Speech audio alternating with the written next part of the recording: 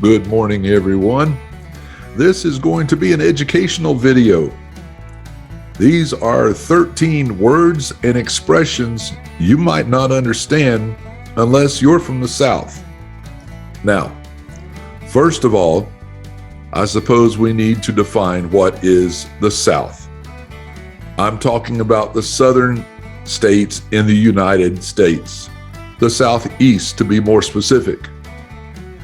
Even more specific, I'm talking about Mississippi, Alabama, Georgia, North and South Carolina, Tennessee, maybe Kentucky, and at one time, Florida too. Now, you may not hear a real strong Southern accent from me, and that's because I grew up in Florida. Florida was once a southern state. Maybe not quite so much now. In fact, the way my friend Bill Ganaway described it, he said Florida is a state that's surrounded on three sides by water and bordered on the north by the south. Think about it for a minute, you'll get it.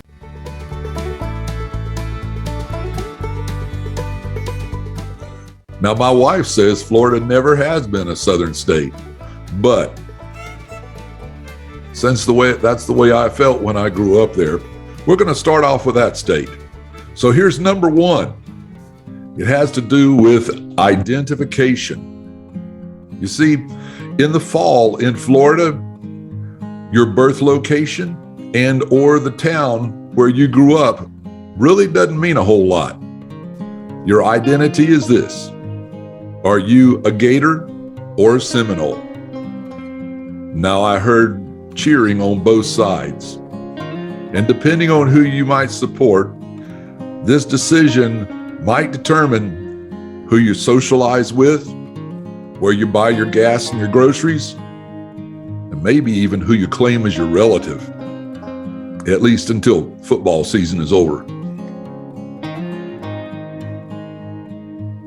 Number two is the word cuz. Yeah, okay, it can be short for cousin, but it's not necessarily a relative. It may be a term of endearment. I love you, cuz. Or you might just be avoiding a fight. Hey, listen, cuz, I don't want to get into it. Number three is y'all. Y'all let me. Y'all let me. Yes, this is a contraction of you all. And what it means depends on the context. It can mean you and those around you, or it can mean you and your family, or it can mean you and your friends, you and anyone who looks like you, you and anyone who thinks like you, or you and anyone who's associated with you. It just depends on the context of the conversation. Number four has to do with names that people call you. And I'm not talking about your actual name. In the South, you'll sometimes hear people referring to you as sugar, honey pie, dumpling, pumpkin, sweetie pie. Hey, sugar. In fact, I knew a lady who the only time she referred to me by my name was when she was mad at me. The rest of the time it was, hey, sugar, hey, honey pie. They're not necessarily referring to food. Number five, while we're talking about food, let's talk about tea. Now, when I was on a trip one time up in, I think it was Connecticut, I went in a little diner and asked them for tea. You know what they brought me? A cup of hot water and a tea bag. But if you're in the South and you order tea, you're going to get iced tea. And unless you're really specific about it, It's going to be sweet iced tea. Number 6 is this little piece of heaven creates this lip-smacking dessert. This is a nut, and some people call it pecan. So you can have pecan pie. Other people call it pecan. Do not be confused. If they talk about this nut and say it is a pecan, they are not talking about a urinal. Number 7 is soda. If you go somewhere and say, I want a soda, the person you're talking to is going to look really confused, because a soda can mean just about any carbonated beverage. Coke, Pepsi, Mountain Dew, you name it. Dr. Pepper, Sprite, they're all soda. Number 8 is a phrase that's really a question. And it simply sounds like this. Jeet yet? Hey, jeet yet?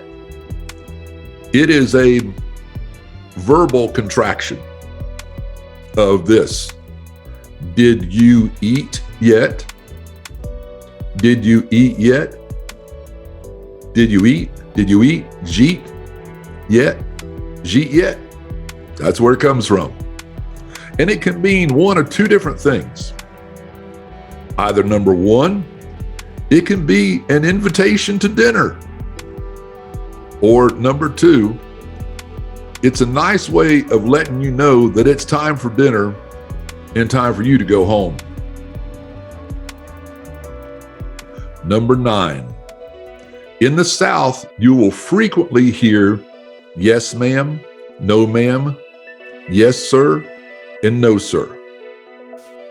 While yes, children in the South are brought up to be polite and respectful, this is not always a sign of respect, but it can be a simple acknowledgement of your advanced age. Number 10, fixin' to. Fixin' to. Have any idea about that one? Yeah. I'm hungry, so I'm fixin' to eat dinner. I'm tired, so I'm fixin' to go to bed. In other words, I'm about to. Number 11, go ahead. Go ahead. Again, this depends on context and the verbal inflection. Go ahead is not always permission. Sometimes it's a dare. You see, if I promised to take my wife out to dinner and I conveniently forgot about it, and I said, hey, honey, I'm fixing to go play some golf with the boys. I'll be back in a couple hours. She might look at me and say, go ahead. That is not permission. That is a dare. So you know what I do in that case? I set my golf clubs back in the garage, walk in the house, change my clothes, and say, oh, we're going to dinner, aren't we? Number 11, yonder. Yep, that's the pronunciation, yonder. Yonder is a location that's just out of sight. Kind of like this. The Dollar General is just over yonder. You can't see it from here, but it's just over yonder. In fact, we have a song that uses that word. Sing it in church all the time. When the roll is called up yonder. When the roll is called up yonder, when the roll is called up yonder, when the roll is called up yonder, when the roll is called up yonder, I'll be there. In this case, yonder is talking about heaven. And number 13, I think, is my very favorite. In the South, you will frequently hear the phrase that says, bless your heart, or bless his heart, or bless her heart. You need to know this is not always sentimental comfort. Rather, sometimes it means I really pity you because you are the stupidest person I ever met. So if someone says, bless your heart, it might be good. If you smash your thumb in the car door and you turn around and yell, somebody might say, I'm so sorry, bless your heart. And it might mean, I'm really sorry that you did that and it hurts so bad. Or it may mean, you stupid idiot, get your thumb out of the door. It depends on the person, the context, and the vocal inflection.